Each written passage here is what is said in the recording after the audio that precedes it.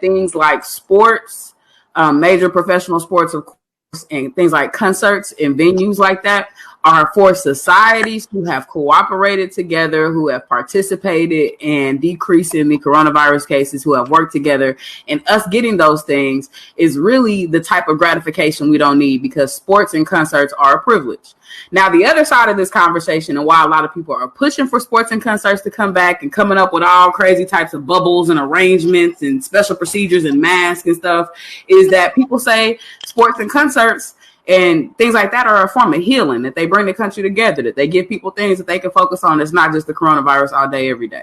I want to know what you all's perspective is. Are these things like the NBA coming back, the NFL coming back, baseball coming back, are these privileges that we don't deserve? Or do we need these types of things at this particular time to heal past even things like the protests? What's up? What y'all think? I think no. No, the fuck at all. No, we don't deserve shit. Okay.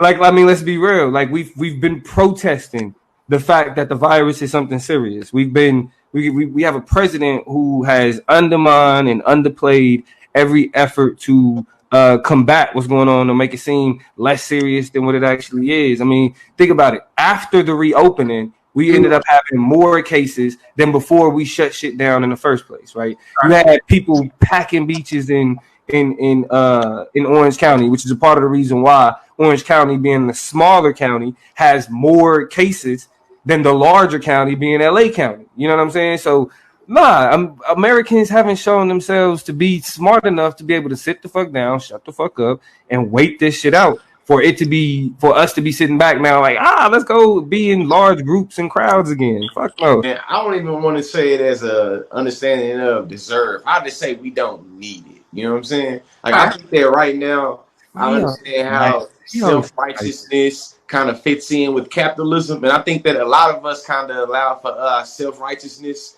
to kind of justify or rationalize with us being kind of lost in the sauce of capitalism. So it's understanding that we got to kind of prioritize our desires of being people in terms of driving for profits. Well, we don't care about our understandings of being people in terms of like general welfare and like, public health. I think that we start to kind of slide into, an ugly slope, you feel me? Where it starts to be able to justify, literally profits over people. You know what I'm saying? Where we have multi-billion dollar corporations that literally could stand for a couple of losses. You know what I'm saying? Well, they can kind of use media to make it where everybody like us. Now we on a Chop Up show talking about how we need sports, knowing damn well that's the last thing we need, really. Don't get me wrong. I would love to see some balls get dunked or some alley hoops get thrown. They doing it now. You know what I'm saying? I'm not gonna cap. I ain't gonna lie at all. But I'm not gonna negate. In the big picture, when I take my feelings and my emotions out of it, it's like, hey, we don't need that right now. This is the last question I'll ask y'all before we move on to the major chaps. My question to you is, organizations like the NBA specifically have been taking this time. A lot of their press conferences been like, arrest the officers that shot Breonna Taylor. I'm not answering any questions not related to the social justice issue of Breonna. Like, a lot of them been like, no. You already know that they get to put certain slogans on the back of their jerseys, social justice issues, stuff like that. For the people who don't have those comments or comments that they want to put on their jerseys, like LeBron James, he's already committed to speaking out in other ways and doing other things. So amidst this chaos, amidst all this controversy, coronavirus, protests, social justice issues, do you feel like the NBA and its players are doing things to at least mediate some of the distractions? That was a big debate in the NBA. Is them coming back a distraction or not? And they tried to kind of chip away at some of the. Let's be for real. Sports as a whole is a distraction. Okay. Period. It's not really. Sports is a luxury. It's just there. It's something that we do to take our mind off of everything else, just like the rest of the mindless entertainment that we have in this country. Section.